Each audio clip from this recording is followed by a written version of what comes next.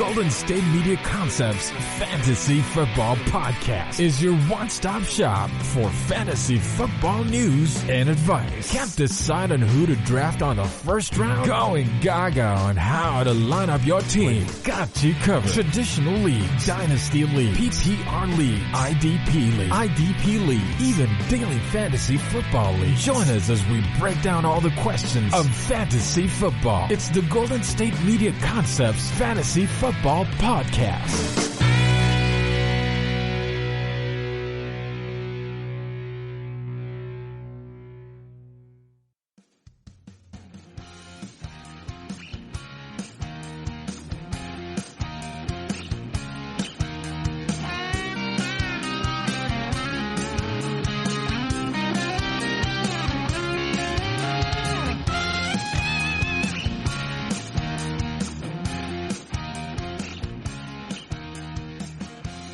Hello there, everybody, and welcome to the GSMC Fantasy Football Podcast, brought to you by the GSMC Podcast Network. I'm your host, Marcus Vargas, and before anything, guys, I just want to say that I hope you are all staying healthy, staying safe, staying sane during this time of chaos and uncertainty.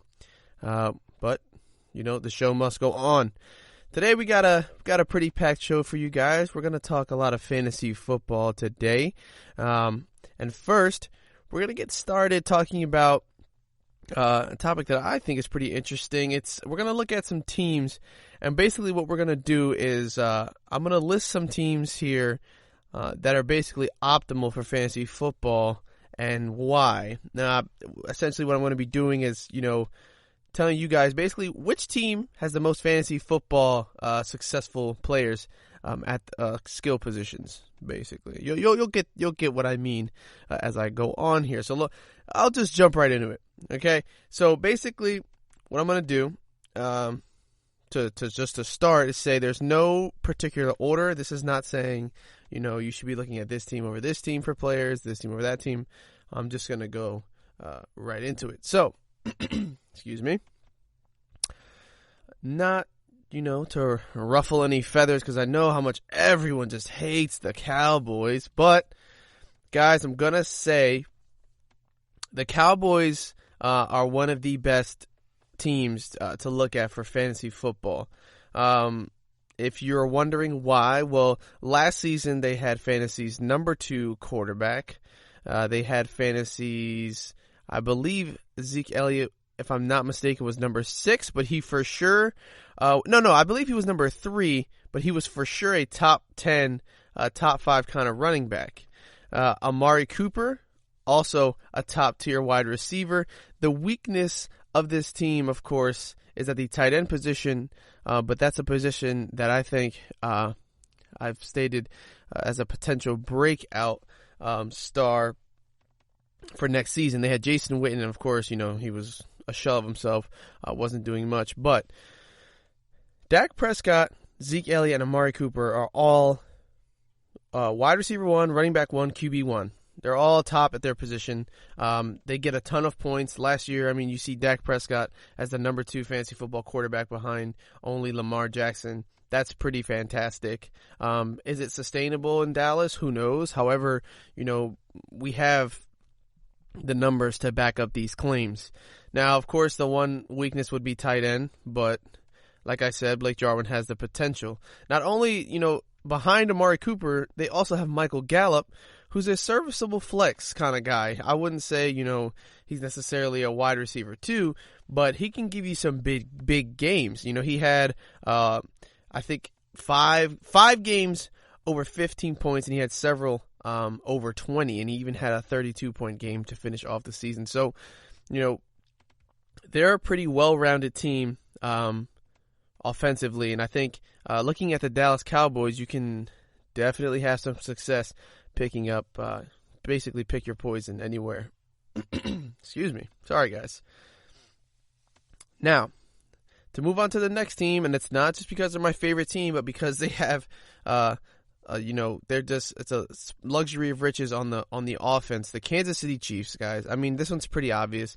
Patrick Mahomes, had he not gone down, would have most likely been a top 5, top 3 fantasy football quarterback last season. He was number 7 last season.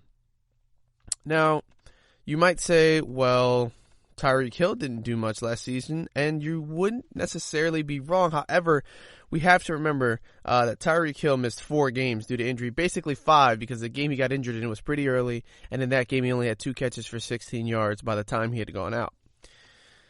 Now, if we look at, Tyreek Hill ranked as fantasy football's number 32 wide receiver, if you look at it straight on. But if we dive deeper into these numbers, you can clearly see that Tyreek Hill can be a top fantasy football wide receiver and would have been had he played all 16 games. Now check this out.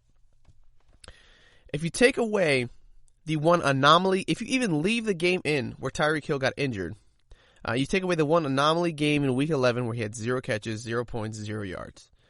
Tyreek Hill is averaging 17 points per game on the season. That's pretty darn good considering that Julio Jones averaged a little bit over 18. So it's only 1 point less than Julio Jones. If you take away the game in Jacksonville where Tyreek Hill got injured, he's also averaging above 18 points per game, such as Julio Jones, who finished as fantasy football's number 3 wide receiver. So, that's pretty darn good if you ask me. Now, the one thing I will say is that this team clearly lacks a running back. I've mentioned it several times here on the show. That, unfortunately in Kansas City, it's essentially running back by committee, and it's kind of been that way for quite some time.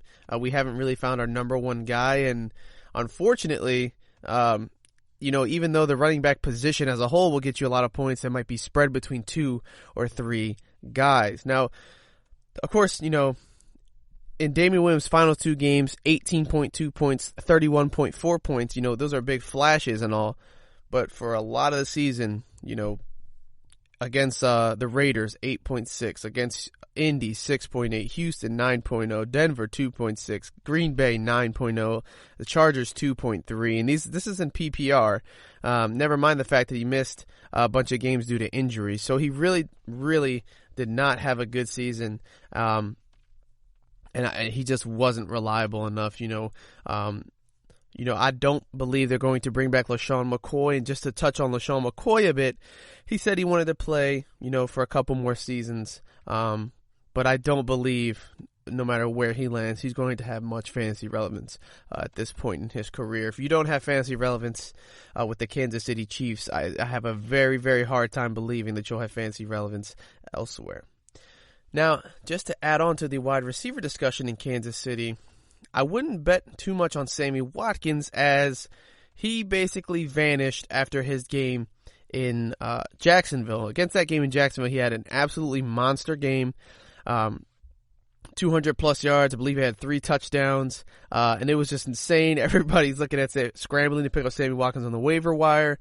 Oh, here it is: 9 receptions, 198 yards, 3 TDs, 46.8 fantasy points. It was absolutely insane. But then after that, he has no game over 14 points.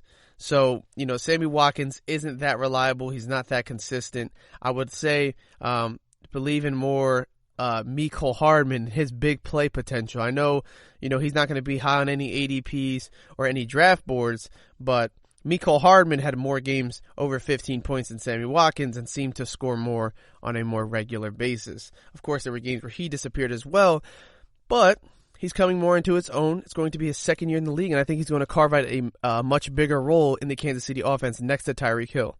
So keep an eye on Mecole Hardman. Again, serviceable flex kind of guy who can give you a big game any given Sunday.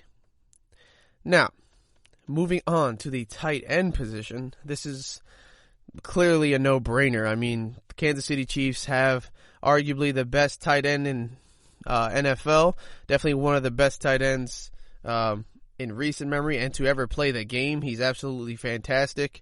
And like I said, he led the league in fantasy points at the position last season, and he has a very good chance to do that again. I believe Travis Kelce's the only tight end in history to have 4 consecutive 1,000-yard seasons. He's in a very prolific offense with an outstanding young gunslinging quarterback. Last year, he finishes with 97 receptions, 1,229 yards, and 5 touchdowns. I believe he'll have the same amount of yards? Maybe not. However, I would expect his touchdown production to increase next season, making up for those losses in receiving yards and maybe even receptions. This team is basically close your eyes and point, and you'll find someone who's going to give you fantasy success, guys. And not to mention their kicker. Harrison Butker finished as fantasy football's #1 kicker. So they have just loads of talent everywhere basically except the defense, guys. I mean, the defense, and even the defense didn't finish as bad as people expected. You know, I will mention the defense was finished at number 11. So, you know, the team as a whole, outstanding on offense, not the worst on defense. So, definitely keep your eyes on Chiefs players. No matter, you know, like I said, you can close your eyes, point, and choose. And just to touch on, I know I bounced over the Cowboys defense, but they were 15th. They're very average. So, of course, you know, I don't know if you want to rely on that defense. Of course, you can rely on DeMarcus Lawrence to have a bounce-back season and increase their sack production a ton.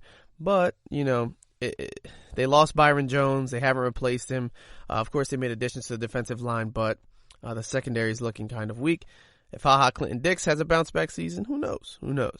But with that, guys, we'll take a short break, and we'll get right back into this list. I'll talk about some other teams, why I believe, you know, you should be looking at them for fantasy football. And yeah, we'll just keep this train going. So we'll take a short break, and we'll be right back. Stay tuned.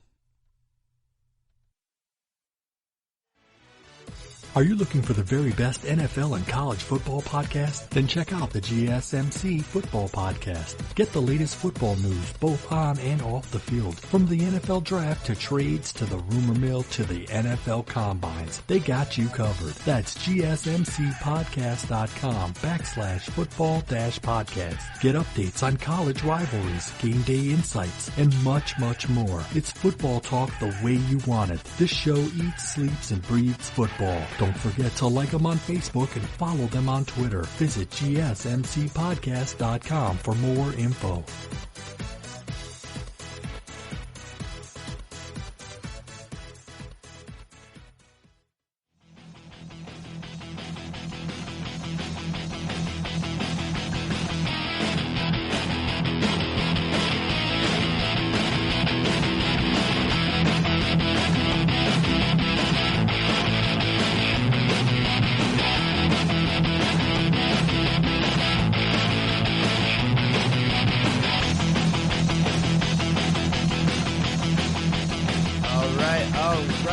Welcome back to the GSMC Fantasy Football Podcast, brought to you by the GSMC Podcast Network. We continue here with this list of, you know, basically best teams to pick from for fantasy football. We just got done talking about the Chiefs, got done talking about the Cowboys, and, you know, why not move on to another team that starts with a C? The Arizona Cardinals. Guys, I know, you know, they have some things to prove. You know, last year they weren't the greatest offense. However, they have a ton of potential, guys. I mean, last season, Kyler Murray finished as a top 10 quarterback. Kenyon Drake, over his, you know, after he got traded to the Cardinals, finished the season with a little bit over 17 points per game in PPR scoring. That's really good. You know, if you're a guy who plays PPR, you're definitely going to take 17 points per game at the running back position. And that was basically, once he got traded to the Cardinals and on, he was a stud. I think he has a lot of potential. I've talked about him breaking out next season over a full 16 games. He took David Johnson's starting job. You know, David Johnson, of course, he fell off, but a lot of people looked at him as an elite guy there in Arizona before Kenyon Drake arrived. Of course, the injuries slowed him down, but Kyler Murray is going to only improve. And I think a lot of people sleep on Kyler Murray. I don't know if it's because of his height, if it's because he's on the Arizona Cardinals. However, the kid can play, and he can definitely give you a lot of fantasy football points. You know, the biggest thing about a lot of quarterbacks. It's becoming, of course, more and more of a trend. The mobility of a quarterback is becoming more and more important just in the NFL in general, and in fantasy football. That is just, your eyes light up when you can get a quarterback who's young, fast. He can also throw the ball, but he can also get it down on the ground as well. Lamar Jackson, everybody's going gaga for Lamar Jackson, more so probably than they were for Patrick Mahomes, who had just thrown 5,000 yards and 50 touchdowns. So think about that, guys. A quarterback who essentially can double as a running back is going to definitely win you a ton of fantasy games and maybe even the entire league. Kyler Murray, remember, guys, was just a rookie last season. I don't know if people, forget that, but he's only going to get better, and we can, we can hope for a sort of, bump in production like we saw from Lamar, like we saw from Patrick Mahomes. I think that's not unrealistic expectations for him. Of course, I'm not expecting 50 touchdowns. I'm not expecting record-breaking rushing yards. However, I think he's going to get better, and now he has DeAndre Hopkins. Do I even have to mention that? Let's move on to the wide receiver position, guys. DeAndre Hopkins is his number one wide receiver. You get Kyler Murray at quarterback, but you can go to receiver, and you could take DeAndre Hopkins. That's no matter what team DeAndre Hopkins was on, guys, you were going to select him as one of the top fantasy football wide receivers. He's consistent as can be. He has great hands. He's an excellent receiver. We all believe he should not have been traded, and for that reason, you're going to be picking him up on draft day very early, and it makes the Arizona Cardinals a very attractive team to look at for fantasy football. Now, they don't have, the strongest tight end room. However, I think the reason why I like the Cardinals as one of those teams is because I think the production from Kenyon Drake, Kyler Murray, and DeAndre Hopkins is going to be so vast that it makes up for those weaknesses. Now, I will even mention that their kicker finished as a number 6 fantasy football kicker, and that was Zane Gonzalez, who had been let go by the Browns. So even he was sort of reborn on the Cardinals, and you can even look at their kicking for some points as well. Don't sleep on kickers, guys. A lot of people I know, they won't even draft a kicker. They like to just pick one up off of free agency, and it doesn't matter. A lot of people I know actually change their kickers from week to week, and I've had, I like to pick up Will Lutz, kickers like Harrison Butker, because if they get a big game, they can be the difference between winning and losing in a given week. I know a lot of them are run-of-the-mill, and you're going to get the same points out of a lot of them. However, guys, if you get a solid fantasy football kicker, he can definitely win you some games. I mean, just looking at Harrison Butker here with a game, 18 points, 15 points, 12 points, 13 points. That's better than some wide receivers get, some running backs get in a game. So, definitely don't sleep on the kicking position. Look, someone like Will Lutz with several games over 10 points, a ton of games over 10 points, guys. 14 points, 12 points, 14 points, 10, 11, 11, 17, 13, and 10. I'll take that from the kicking position. So, sorry, I just got a massive diversion there about kicking, and, something I'm very passionate about, clearly. But this is a young, fresh team. Kenyon Drake's going to be a stud. DeAndre Hopkins is going to be a stud. Kyler Murray's going to be a stud. And, of course, you could have, you can potentially have a flex Christian Kirk, maybe possibly even Andy Isabella with a deep threat emerging as a fantasy football flex kind of guy. Larry Fitzgerald, always consistent as can be. If you believed in Larry Fitzgerald last year, no reason not to this year. However, he's going to see a significant dip in targets, so I don't know about him. They might be, sort of phasing in the new guys. Larry Fitzgerald wasn't, crazy producer last year, but, it is what it is. So with that, the Arizona Cardinals are another team that I think you can sort of pick and choose at each position and not really go wrong with their top guy. Now, the next team I want to mention is one that's been in the news a ton recently, the Tampa Bay Buccaneers. Now, this one is really, really obvious. Of course, they have Tom Brady at quarterback.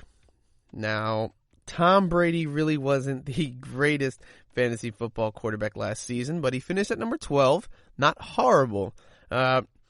Was it what we expected? Possibly not. But if you remember what he was dealing with in New England, you can respect the numbers. Of course, people may attribute that to him being old as well. I do. But with those excellent receivers in Tampa Bay, I do expect Brady to produce higher, finish higher than his number 12 rank last season. Interestingly enough, number 12, TB12.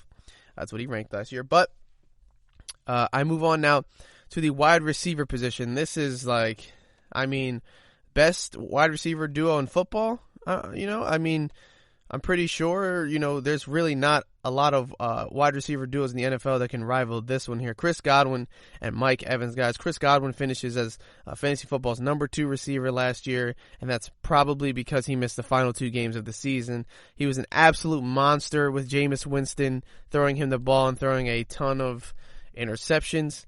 And I don't think that that's going to change. I think he really, really emerged as a solid receiver. He's becoming a superstar in this league, and I think with a quarterback like Tom Brady, he is going to definitely keep producing. Mike Evans, yes, he had 2 games over 40 points last season and another game over 35 points. However, he's not as consistent. I will say that.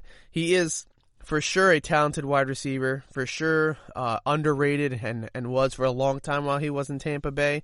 But he's a great receiver, a great deep threat, and, he can be a serviceable wide receiver, low end, maybe a high end wide receiver 2, I would say, with low end wide receiver 1 potential just because of the consistency issues. Yes, it's cool to have a 45-point game and a 42-point game, but when you have a 4-point game, a 10-point game, before that 45-point game, it's kind of frustrating. And then after that 45-point game, you dip down to 18, and then right after that have 0. That's very concerning, and it's hard to bet on you. And I will add, after, his final huge game of the year, he did manage to score over 15 points until being injured for the final 3 games. So, wide receiver position for them is pretty stacked, if I do say so myself. Of course, their weakness is going to be at the running back position. Tampa Bay hasn't had a solid running back for a while, but who knows, after the draft, they might have one, and we will be back here talking about him. Now, I will say, too, guys, the tight end room is definitely something to look at as well. Cameron Brate and O.J. Howard, definitely going to be serviceable with Tom Brady throwing them the football. Of course, it's going to be hard to select either one to say, this one's going to break out over this one, so we'll just have to wait and see. However, stashing either one of these guys, I don't think is a bad idea. We're just going to have to wait and see, excuse me. Now, again, I gotta mention the kicker, guys, because Matt Gay finished, I believe, as a top 5 kicker, if I'm not mistaken. Number 4 kicker in fantasy football, Tampa Bay's kicker, Matt Gay. So, guys, I'm not gonna sleep on these kickers, and I'm definitely gonna let you know even when the kicker's good. So, Tampa Bay, definitely a team where you can look at wide receiver, tight end, and quarterback, and even kicker. Of course, the weakness is at running back, but I'm going to tamper expectations on them. They are, I guess you could say, they're a tier lower than these other teams I have here, but we have to wait for the draft, see if they make any additions there. With that, we're going to take a short break, guys, and we'll be right back, and we'll wrap up this list and move on to our next topics. And yeah, so stay tuned. I hope you've been enjoying, and we'll be right back. Check out the show that's built on the MMA. From the UFC to extreme cage fighting, they got the fights covered. Check out the GSMC MMA podcast. Get the latest news on past or upcoming fights. Join us as we talk to and about some of the biggest names in the MMA, past, present, and future. When it's the fight game, there's just one show to check out. GSMCpodcast.com/MMA-podcast. Don't forget to like them on Facebook and follow them on Twitter. Visit GSMCpodcast.com for more info.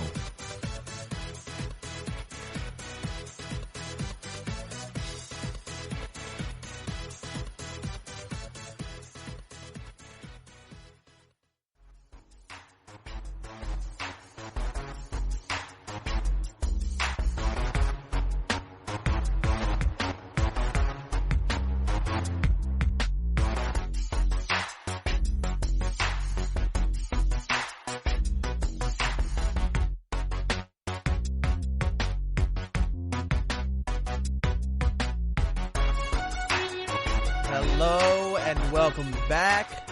The break is over and we are here continuing the list of best teams to target for fantasy football players. We move on. We just got done talking about the Cowboys, the Chiefs, the Buccaneers, the Cardinals, and now we move on to the New Orleans Saints. Now, this team is sort of weird for this list because it's definitely not as deep as the other teams.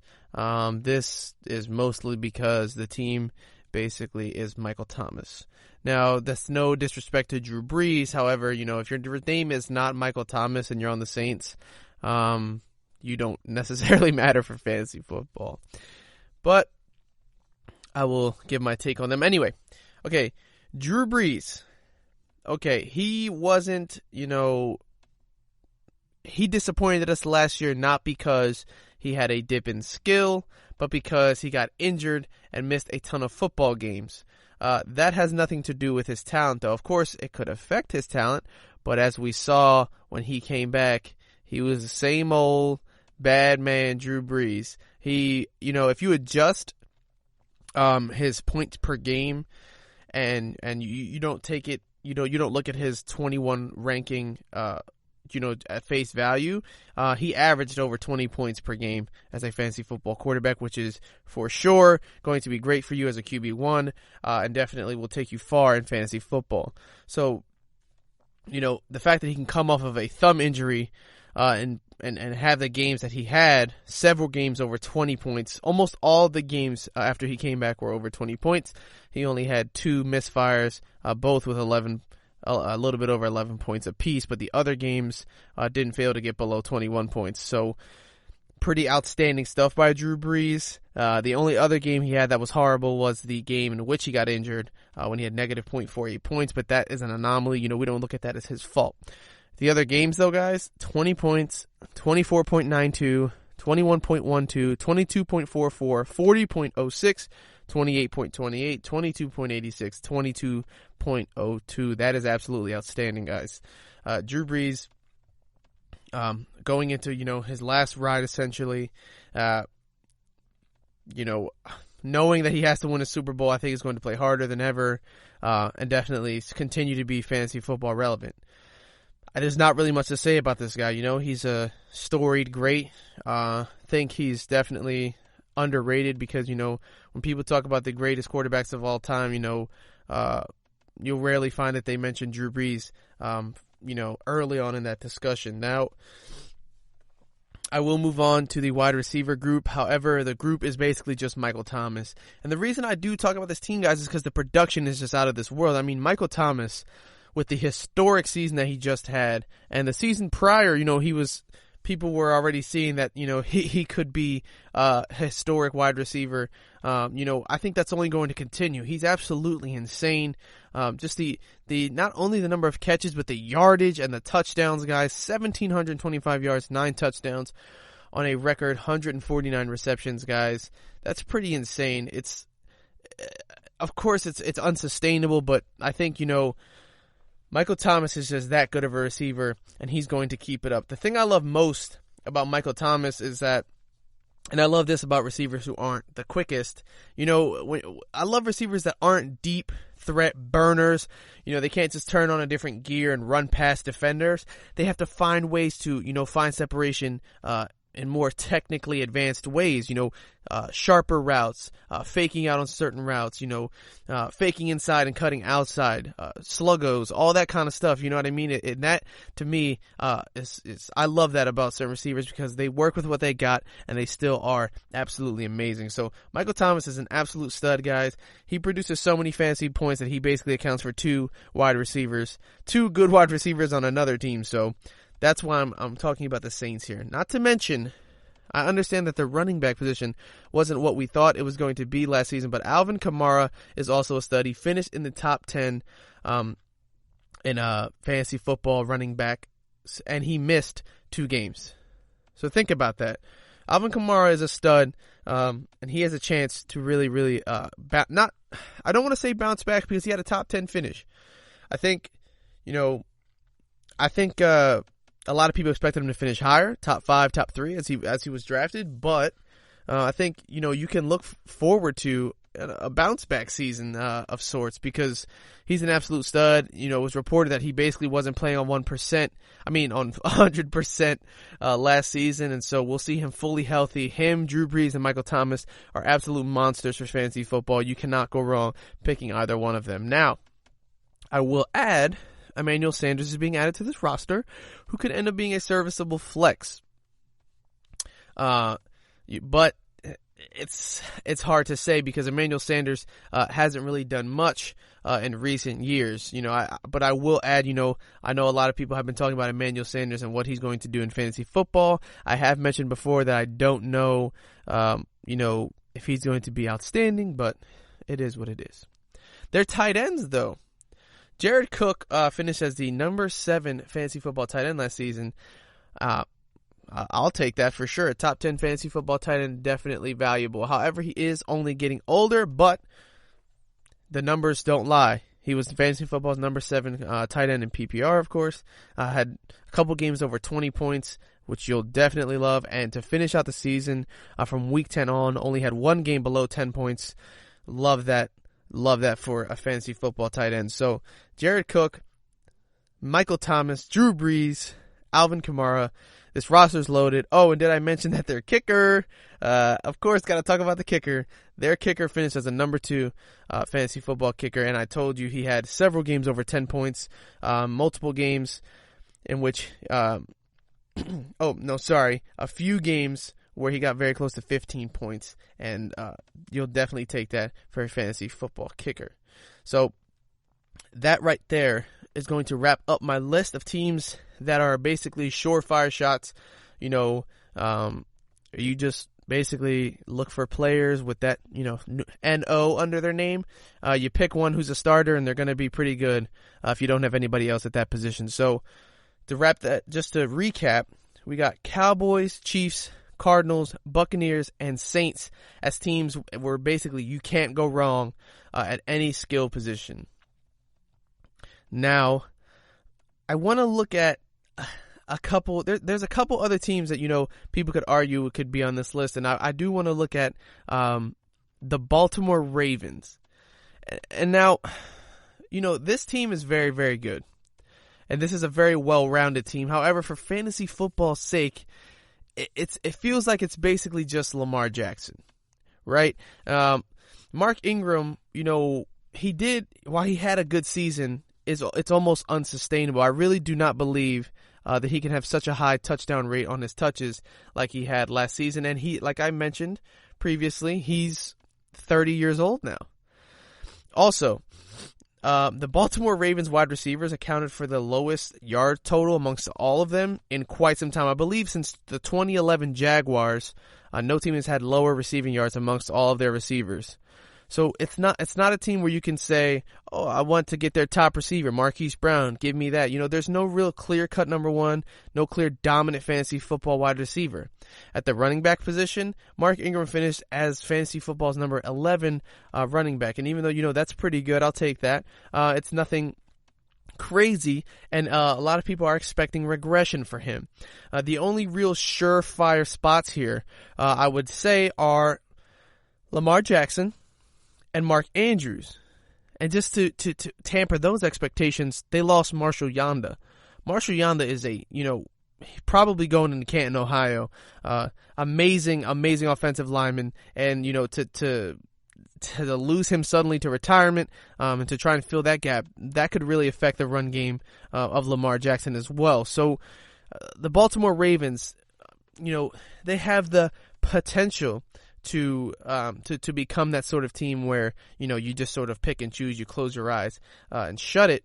But they're a team that's going to have to do that through the NFL draft. They're going to have to look at some day one receivers, and should a talented wide receiver fall to where they're selecting, then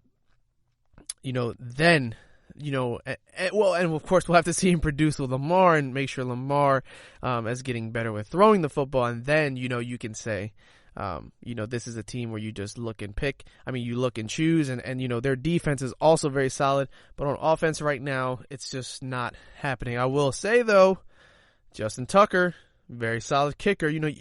It's a growing theme here. It's basically the motif. All of these teams have great kickers, besides the Cowboys. But, hey, they're the Cowboys, and the Cowboys are going to be the Cowboys, right? Not to mention, guys, the Cowboys did pick up Greg Zuerlein. I did fail to mention that. Forgive me. Greg Zuerlein's not that far removed from being I believe he was the number 1 kicker in fantasy as well. So, there you go, guys. Okay, so with that, guys, we're going to take a short break. And when we get back, we'll touch on another team that I think is close to being, or has the potential to be that sort of team where you can just close your eyes and just take a blind shot and find fantasy success. So we'll take a short break, and we'll talk about that team when we get right back.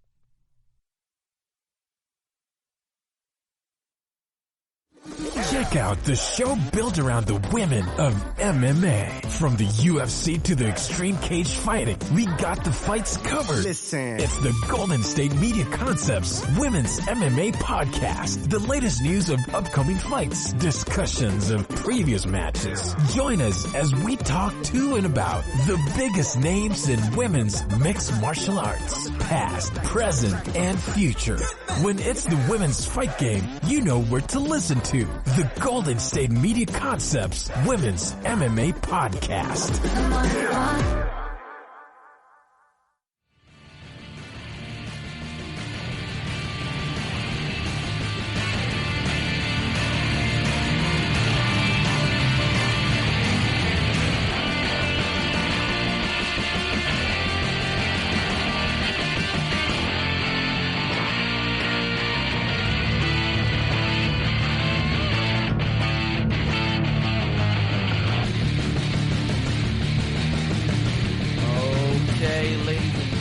Welcome back to the GSMC Fantasy Football Podcast. Like I said, we're going to move on to another team that I believe really, really has a ton of potential to be one of those teams where you can basically every position has a fantasy football stud, or if not a stud, at least a quality guy that you can start. Now, that team is also in the AFC North alongside the Ravens, the Cleveland Browns. Now, guys, before last season, there were people, on the Super Bowl bandwagon for the Cleveland Browns. And I'm not going to say rightfully so, but I understand why, the hype was there and why especially their fans believed that team could do something great, because on paper, the team was absolutely bonkers. When you look at the offense, it was Baker Mayfield coming off a fantastic year, Odell Beckham Jr., Jarvis Landry, and now, David Njoku. They had Antonio Callaway, who was pretty good. The team was very, very good on offense. Now, if we move to the defense, Myles Garrett, Olivier Vernon, Denzel Ward. They drafted Greedy Williams, if I'm not mistaken. I'm pretty sure they had Demarius Randall at that time. Joe Schobert has come into his own. Their team was just. It was just great all around on paper, and that didn't pan out. We all know what happened there. Freddie Kitchens should have never had a head coaching job in the National Football League. He didn't know what to do with what he had, and that turned out being a mess. However, guys, if this team finds a way to do it next season, I think they will basically be unstoppable. They would be a team similar to the Kansas City Chiefs. Now, not the same way, right? I don't think this team is going to be flying up and down the field. They're going to be passing all over teams. They don't have Patrick Mahomes. They don't have, Tyreek Hill. But they have amazing weapons, guys. And if Kevin Stefanski can pull this team together and give it an identity, you can pick between anyone and have fantasy success. Guys, I even forgot to mention, and this is no slight to him, and it was just, by chance, Nick Chubb. Nick Chubb is on that team, guys. He's an amazing running back. He's a stud. And not to mention the former Kansas City Chief star, Kareem Hunt, is on that team. Last season, Nick Chubb finished with 1,494 yards and 8 touchdowns, and he averaged 5 yards a carry. The guy's a stud. The Browns were silly for not focusing that team around him and trying to force the ball constantly to Odell or Jarvis. They didn't know what they wanted. They wanted to make everyone happy, and it wasn't working. They had a bad mindset. But guys, if this team bounces back, man, you could even look at the backups for fantasy success, because Kareem Hunt, even towards the end of the season, was giving some guys some serviceable flex value as the backup running back. He's great in pass catching. We saw what he could do as a full-time starter. He's an absolute stud. Regardless, the off-the-field issues is not what we're talking about here. Just purely the on-field fantasy value of Kareem Hunt. Now, add into that mix Austin Hooper at tight end. That's what's coming next season, and my goodness, this team on paper is just fantasy football championship written all over it. Now I understand Odell Beckham Jr. really is very far removed from those elite days and hasn't had a good fantasy football season, I think, in the last 2 or 3 years. I know he missed the season when he broke his ankle, but last year he played a full 16 games, and of course we've heard that he played banged up or what have you, but those 16 games really weren't anything special or anything to write home about. Now, if, we are to believe that he wasn't playing at 100% and he needs to get healthy, then if he bounces back, he's going to be the Odell Beckham we saw in New York, and he's going to be fantastic. Baker Mayfield, I really don't expect him to be as bad as he was last season. I really hope that that's an anomaly for him, because he showed such promise in his rookie campaign. I think that he can do it. They just have to find their identity. Now, Jarvis Landry basically ended up being the number one on that team last season, but hopefully that transfers, because Odell Beckham, I think, is the more talented wide receiver. I don't think Jarvis Landry is a more talented receiver than Odell, but, we'll have to see what happens. The Cleveland Browns, guys, have potential to also be very good on defense as well. They have loads of talent all over the roster, loads of young talent all over the roster. And if the offensive line plays better, protects Baker Mayfield, and he won't have to roll to his right, scrambling and throwing inaccurate balls, and the team is going to be very, very successful, which leads me to the Odell Beckham situation in Cleveland. And Odell is a very polarizing character. It's a lot of people love him and a lot of people hate him, and seems more recently, since leaving and going to the Cleveland Browns, the hate has been more apparent. Now, people call him a diva, which he is, rightfully so, but I want to talk about his fantasy football value because of how poorly he's been doing.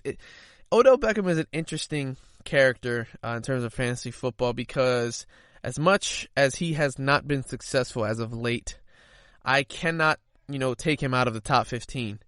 I can't comfortably sit here and say that Odell Beckham is not going to be a top 15 fantasy football wide receiver next season. I believe he finished as number 16 last season, but I really cannot sit here and say with full 100% confidence that Odell Beckham is going to be just as bad as he was the last season. It seems like last season was an anomaly.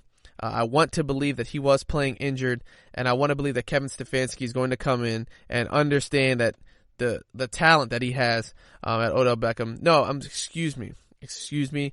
I falsely said that Odell Beckham finished as fantasy football's number 16 wide receiver. He finished as number 25. Forgive me for that slip up there. And I'm saying that he should finish as a top 15 guy. And just his name. It's one of those guys where the name and the history is what keeps us, so high on Odell Beckham. And if he can return to form, he has potential to be a top 10 guy. It's a weird situation, because if he does crack the top 10, are we going to be surprised? It's not something where, it's if Jarvis Landry was to crack the top 10, then, people would be like, whoa, Jarvis Landry, if he finished as a top kind of receiver, then we'd be like, whoa. But, if Odell does it, we expect it. So, it's hard to pinpoint where, we put the value on Odell Beckham, but I would say draft him as if you expected him to be a top 15 fantasy football wide receiver with top 10, possibly top 5 upside, because he is that talented. Regardless of his diva issues or complaining, he was underutilized last year, and I see a bounce back coming for Odell Beckham. However, I understand why people are so low on him. So I think the Cleveland Browns have the potential to be basically the most successful fantasy football team position by position because of how much talent they have. They just haven't put it all together. That's why they weren't on that list originally. They haven't shown that success, but the amount of talent there is enormous. It's similar to the Cowboys. People say they have one of the most talented rosters in the NFL. They just can't get it done and make a deep playoff push and make a Super Bowl run. That's how the Cleveland Browns are with both. They can't win games in the NFL, and for some reason they just aren't producing in fantasy football unless your name is Nick Chubb. Adding Austin Hooper to the mix, bolstering the offensive line, they should definitely step it up next season. So keep your eyes on the Cleveland Browns to become one of the hottest teams in fantasy football, guys. I know the Browns are going to be the Browns and their history of losing and et cetera, but this team has something to prove, has a lot to prove after the massive disappointment last year. And honestly, I think it had a lot to do with their head coach and the culture that he was not providing for them there. So that wraps up that segment, guys. We're going to go into a short break now, and after we're going to do some in other news. So stay tuned, guys, and we'll be right back right after this short break. Are you looking to get your college football fixed? Looking to get the latest news on your favorite school's team? The GSMC College Football Podcast is your ticket to all things college football. Join us as we talk college football from the national championship, the college rivalries, the bowl game, to the Heisman Trophy. To which conference is the best? We've got you covered for the Big Ten, SEC, Big 12, the Pac-12, ACC, and everything in between. Download the GSMC College Football Podcast on iTunes, Stitcher, SoundCloud, Google Play, or anywhere you find podcasts. Just type GSMC in the search bar.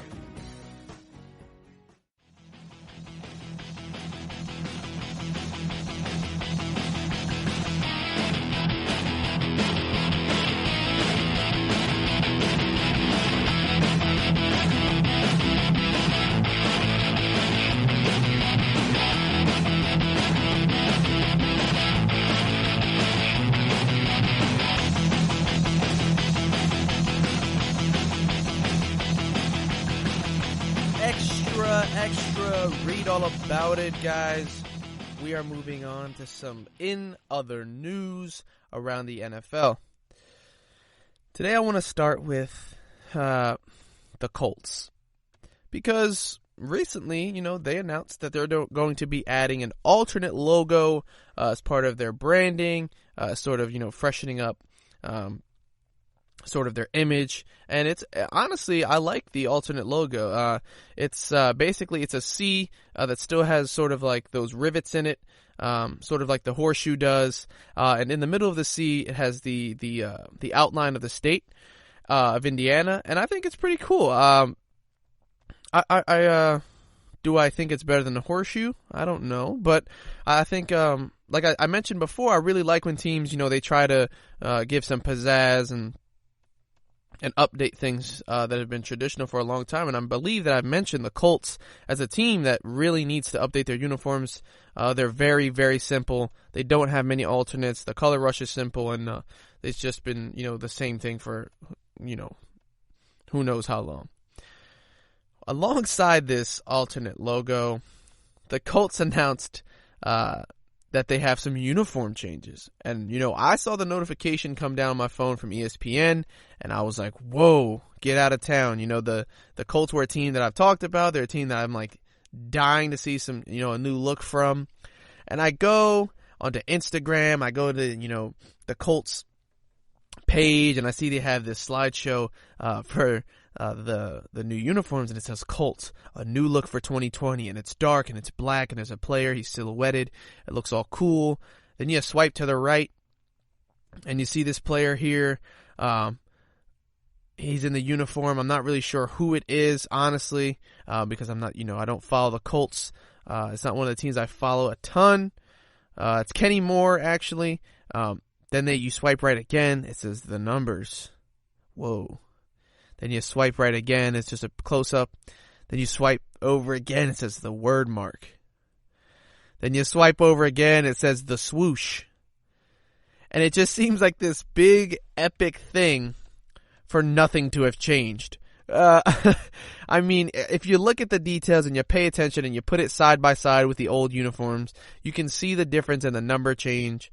And you can see the difference in the word mark is essentially the plate at the top of the helmet that says the team name in very small letters. They changed the font for that. But other than that, this uniform is basically the same. I guess they changed the color of the swoosh on the white uniforms, or maybe changed the way it looked. But the uniforms are largely the same. I really don't understand this being a huge announcement.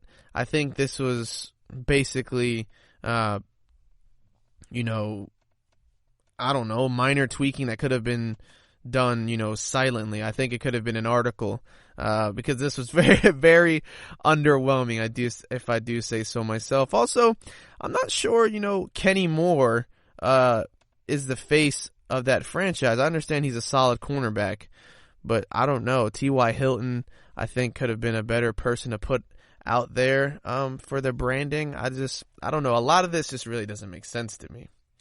But it is what it is. I wish they would have done something with a little more pizzazz, I guess, if you will. But, I mean, hey, they're sticking to tradition. That's clear. Not changing the uniform anytime soon. But I'll give them props for adding that alternate logo.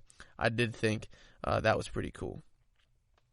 So that's, I guess, the first thing I wanted to touch on for in other news. The next thing I wanted to touch on, Christian McCaffrey gets a huge extension from the Carolina Panthers, and honestly, it's well deserved. He is an absolute beast. He basically puts that entire team on his back, and he does it all very effectively and very efficiently. He signed a 4-year extension that averages $16 million per year, and it made him the highest paid running back in NFL history. I mean, honestly, he deserved it. I mean, if you look at Ezekiel Elliott, he was making $15 million a year, and Le'Veon Bell was making $14 million a year, and I clearly would say that he deserves to make more than those two. He was an absolute stud, and we know him here clearly in the fantasy football community. He's going to be the number one pick off the board in almost every single fantasy football draft, unless you hate the Carolina Panthers or you hate winning fantasy football games. But this was cool to see. Resets the market, though, so someone who probably doesn't deserve it will end up being paid more than him, because that's a trend that usually happens, which is one thing that I find interesting. And it is a little bit frustrating about the market. It doesn't matter who you are. It's essentially the turn order, right? That's why, people have said, the Chiefs should get this done soon with Patrick Mahomes, because your talent does factor into it. However, the last guy to get an extension is basically your floor, right? You say, this guy just got this extension, 4 years, $60 million, let's say. So my deal has to be at least 4 years, $60 million, no matter what. If I'm a talented guy, it doesn't matter if he's better than me. So it's sort of interesting in that regard, because now as Christian McCaffrey resets the market, I wonder who will be next to get paid more than him, because these numbers creeping towards $20 million a year for a running back, definitely getting interesting. But I just wanted to say, well deserved for Christian McCaffrey. He's an absolute stud. Glad to see he got this extension, and what didn't turn into a whole holdout situation, because those are very unfortunate. While I understand why guys hold out, it does suck for the fans. It does suck for football. But I mean, the guys have every right to do so. They deserve their money. Some of them do. I know some of them, are sort of out of bounds with their requests, but it is what it is. So that's something I want to touch on. Well deserved. Congratulations to Christian McCaffrey. Gonna be a stud. Offense is gonna run through him. Just got to touch on that again. Draft him if you can. All right. To wrap up the In Other News segment, guys, we have some news about the Cowboys.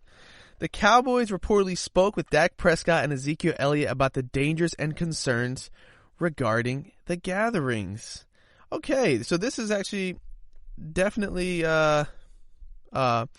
uplifting. It definitely makes me happy that, finally someone's getting through to them that has to do with their organization. I think, it was even just the first couple, the times where they were practicing, that went on basically untouched and with no consequences. So now to see this, it's pretty cool. Now I don't know the exact details of the discussion. We don't hear anything about any, punishments or suspensions, things like that. I don't know necessarily if that's warranted. Of course, it could be one of those things where, hey, maybe this is not necessarily warranted, but it sets an example for everyone else.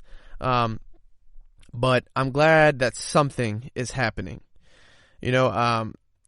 I will say this, Jerry Jones said, I think they're certainly aware now of how sensitive these situations are, and I don't think you'll be seeing that anymore. There's certainly guys we have the utmost respect for, and I certainly know they understand the sensitivity of the situation we're in today. It's certainly very serious and something that we know and certainly know they understand. So I really, really like this. I'm really glad someone in the brass has communicated with them and let them know this is not okay. Stop doing this. So I think that's very, very good. And I'm proud of them for doing so, because it was very frustrating to see them basically doing things and acting like, the big hotshot celebrities that are untouchable. So this was very cool, enlightening, and I'm happy to see it. Hopefully, that's the last of the athletes being, irresponsible and throwing parties during a pandemic. So I wanted to share that with you guys and my thoughts. Of course, that's been a running topic here, me getting on them for being irresponsible about the coronavirus. But that'll wrap it up for this segment, guys. We're going to take a short break, and as always, we'll get into the Wish segment of the show. So stay tuned, guys.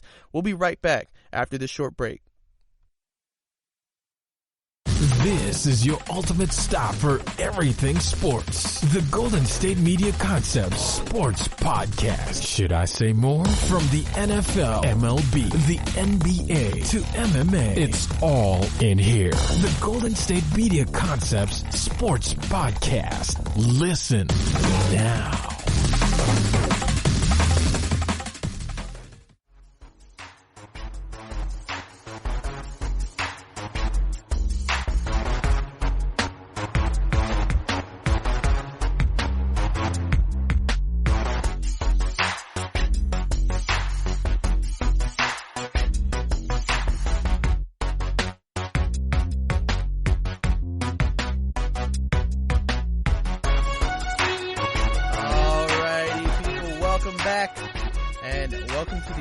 Segment of today's show, guys. Of course, as always, it is Marcus's 3 wishes. Now, before we get into that, I just want to say, that little intro song we got there, I really like that one. I don't know, is that just me?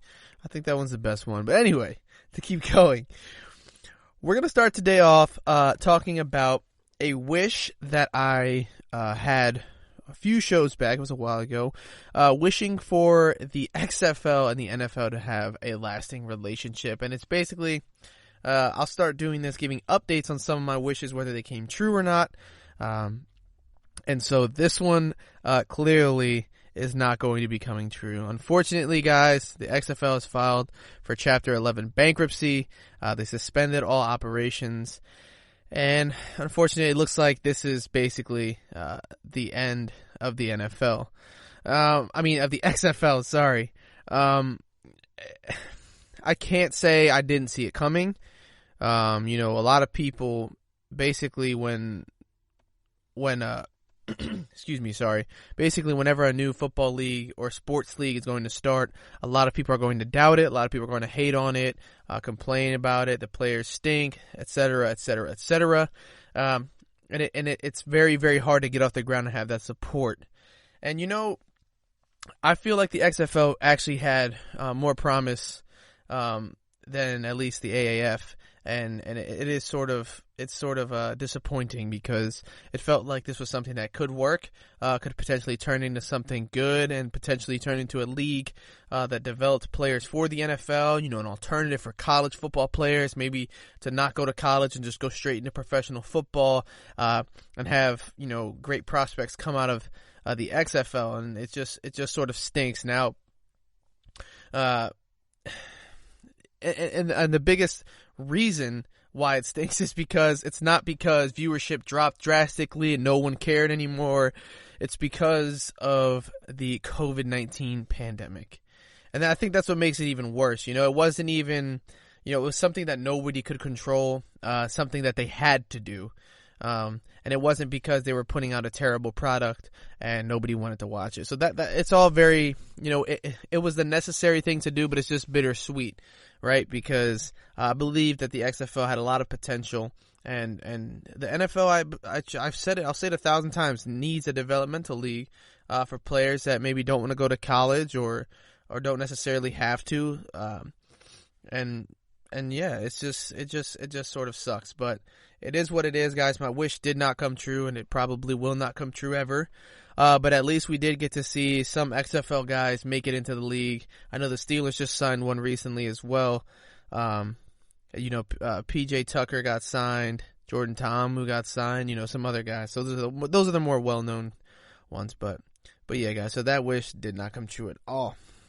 Now, a wish that did come true, and I've already talked about it, so I'll just touch on it a little bit.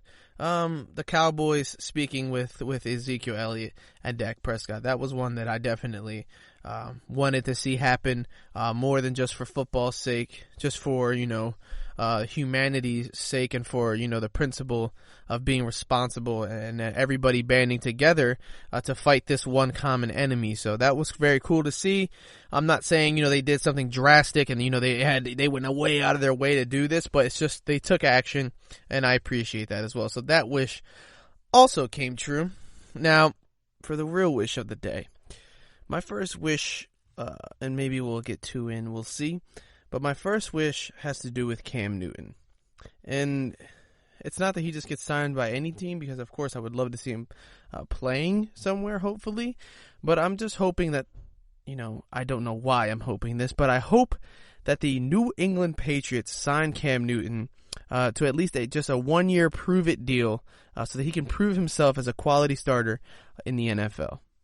Now, I've spoken on this topic before, and Cam Newton possibly going to the Patriots, and what I've said is that, yes, Tom Brady and Cam Newton couldn't be more opposite from each other, but I think it could be a very, very cool opportunity for Bill Belichick just to prove just how great he really is by bouncing from, pocket passing, dead-eye Tom Brady to rocket arm, mobile Cam Newton, and, a guy who doesn't take as much care of the ball.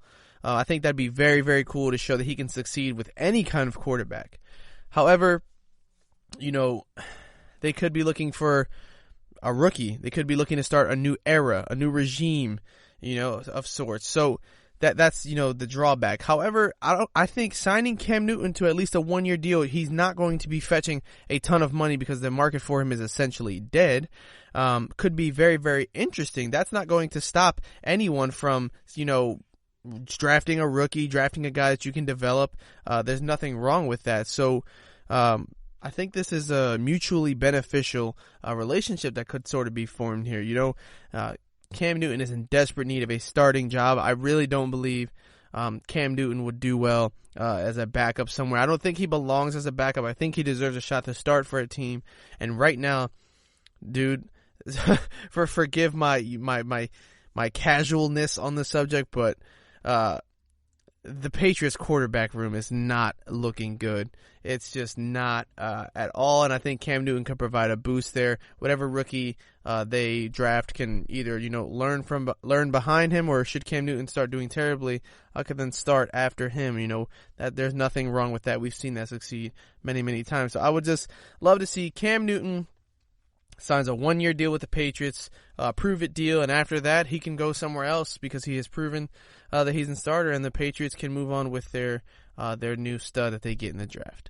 So that'd be my wish for today. And with that, it looks like we are running out of time here for the show today, so I will end it there. I hope you guys enjoyed the show today. And of course, I want to thank you all for tuning in to the GSMC Fantasy Football Podcast, brought to you by the GSMC Podcast Network. I want to ask guys, please follow us on all social media, Facebook, Twitter, Instagram, and leave a comment down below. Let me know what you hate. Let me know what you like. And of course, keep it respectful and constructive. With that, I'll let you guys off with this. Stay safe. Stay healthy, stay sane, guys, and just, please be responsible, and, care for others, and just come together in this trying and chaotic time. So with that, guys, I want to thank you all, and have a good night. You've been listening to the Golden State Media Concepts Fantasy Football Podcast, part of the Golden State Media Concepts Podcast Network. You can find this show and others like it at www.gsmcpodcast.com. Download our podcast on iTunes, Stitcher, SoundCloud, and Google Play. Just type in GSMC to find all the shows from the Golden State Media Concepts Podcast Network, from movies to music, from sports to entertainment, and even weird news. You can also follow us on Twitter and on Facebook. Thank you, and we hope you have enjoyed today's program.